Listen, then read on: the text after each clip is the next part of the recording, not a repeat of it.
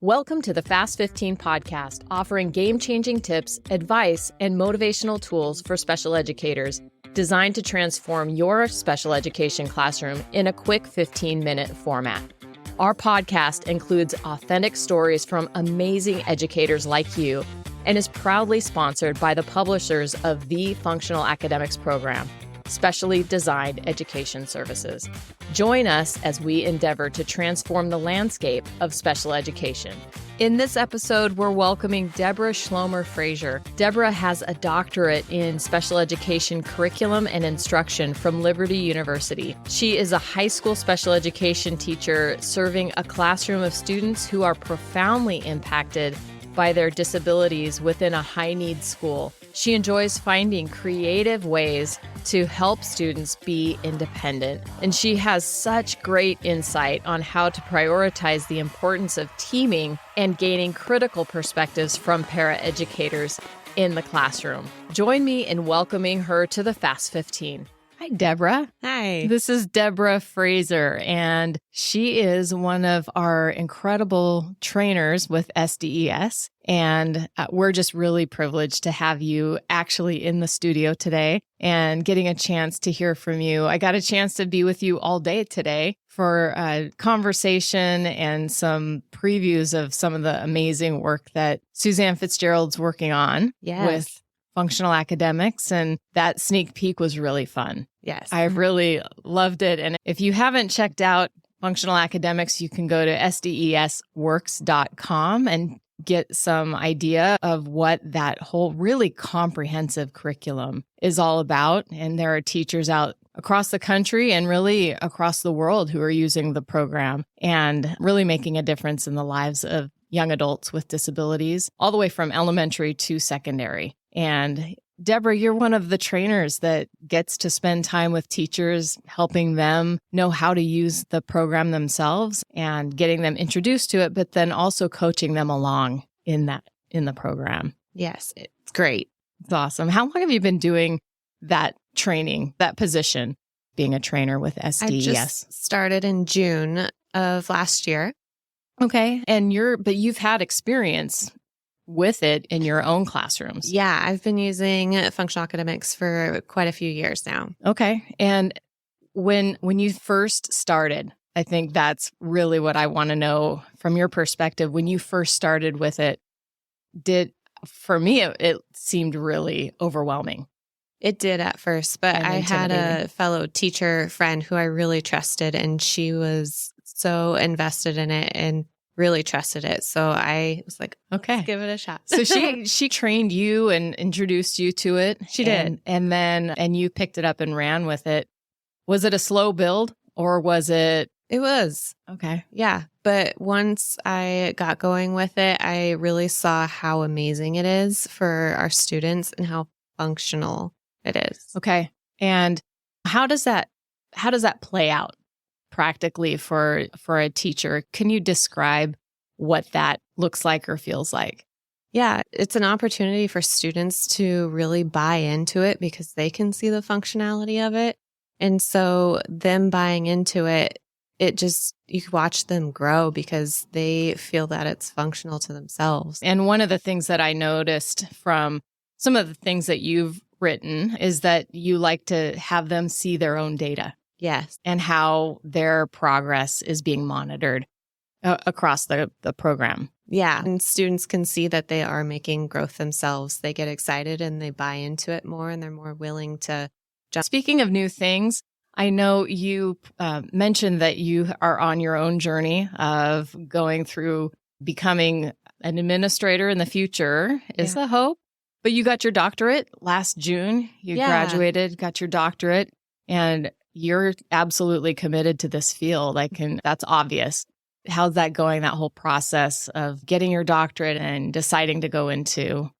It's definitely opened up more opportunities than I knew were possible. I've gotten to see special education from new lenses, new leadership opportunities, seeing the background to why we do things the way we do them. Right. And following along in other people in their footsteps and getting to mentor under other directors I know you mentioned a few things about that. Can you highlight just what that vision or what that view is from that perspective? Yeah, I always knew that the special education administrators do more than we know what they do, but it's been really interesting and unique to see their perspectives, being in meetings next to them and them guiding me and explaining why things are the way they are and how they get to make new opportunities for students in ways that the teachers don't even hear about, but it truly makes a difference. I'm really interested in the research to practice, the gap that's often there. And I know when you go and get your doctorate and you get into the research and then you're in the field with teachers and how things actually play out. What's your perspective on that gap between research and what higher ed is doing in clinical research, and then how that comes down to practice? I know often it's hard for teachers to stay on top of what's the current research out there, unless you're going to conferences and really seeing what's being newly researched and discovered. What do you see about that gap? There does seem to be a gap. A lot of teachers don't have access to the research or the time to go and look into it and then apply it. Sometimes you hear the great research and then you go back to the classroom and there's so much going on. You have to figure out how you're going to implement it. You're just trying to get through day to day. Yeah. And being aware of the research. I think that's one of the things that I'd like to deliver even on our podcast, is to be able to get some current research and then just talk about it and have a dialogue back and forth with people who are doing that. So, let's try and close that gap a little bit more in small ways and hopefully in bigger ways that make more of an impact. Yeah.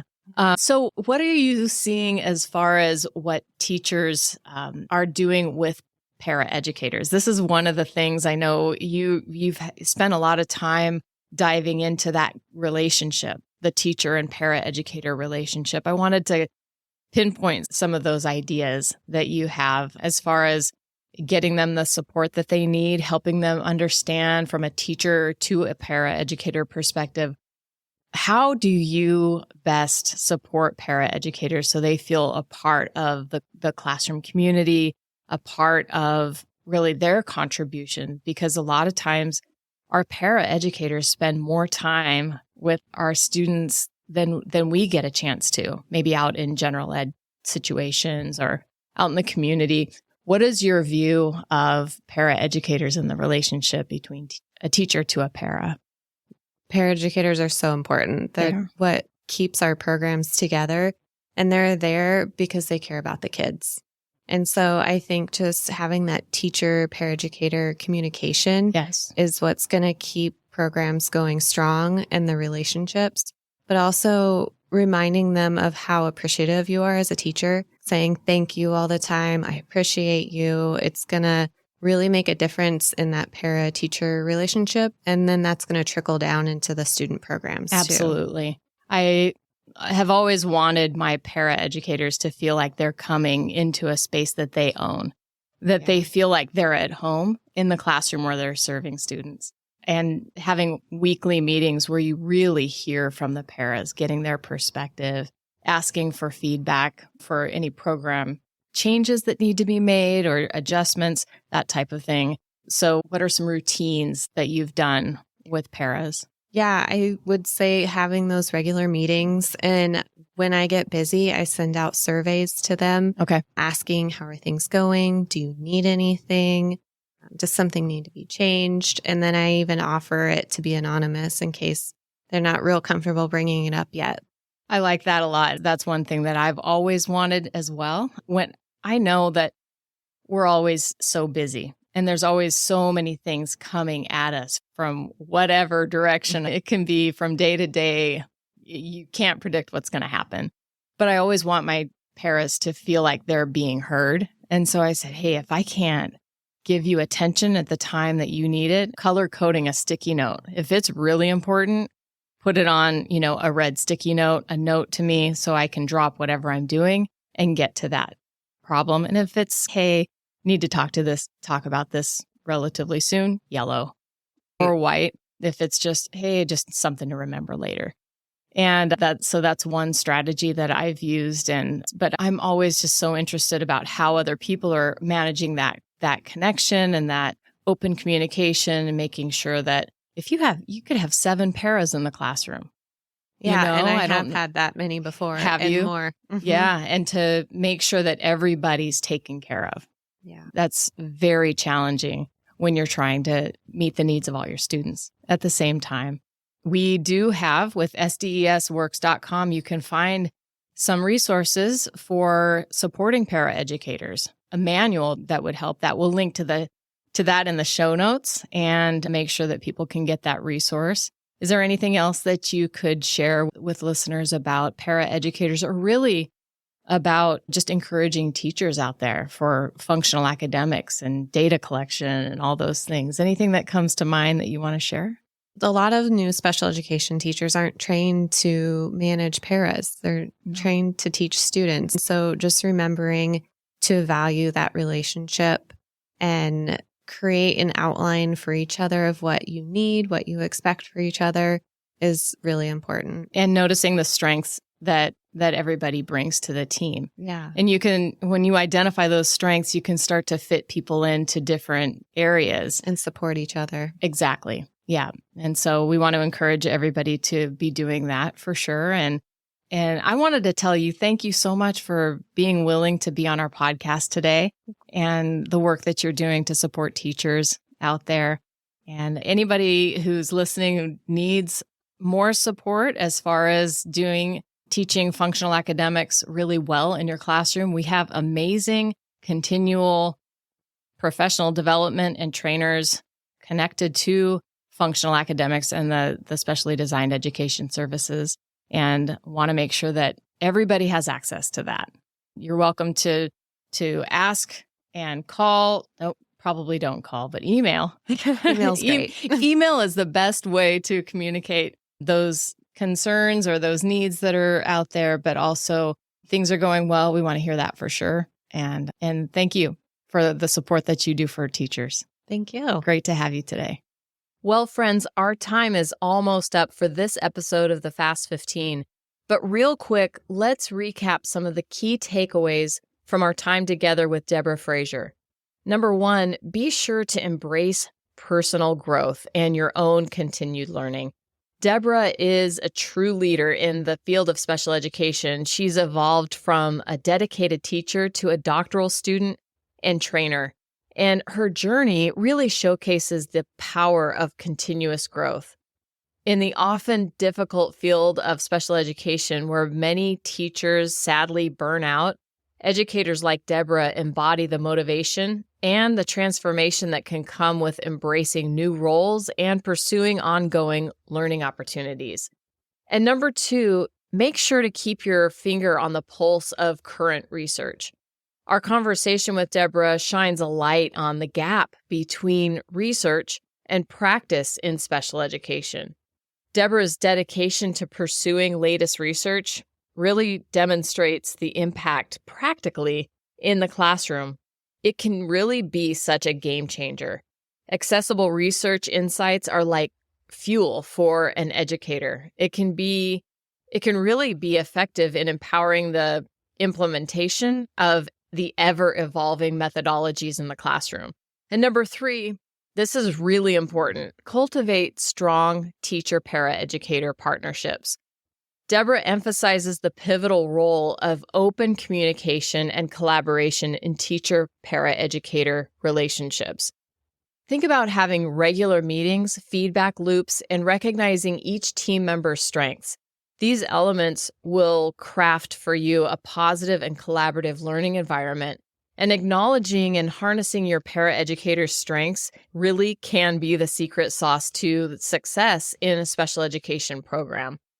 Well, thanks so much for hanging out with us on the Fast 15. Be sure to stick around for more real-world connections and insights into the world of special education. Our journey together is really exciting for me, and I hope it is for you as well. And it really is just getting started. We'll talk to you soon. Take care and have a great day. A heartfelt thank you to our generous sponsors, Specially Designed Education Services, publishers of the Functional Academics program. Please take a moment to learn more about the only true comprehensive functional academics program that enables students with moderate to severe disabilities to improve their ability to live independently and show meaningful growth both academically and personally, while creating accountability with data-driven, evidence-based results. Visit SDESworks.com to learn more.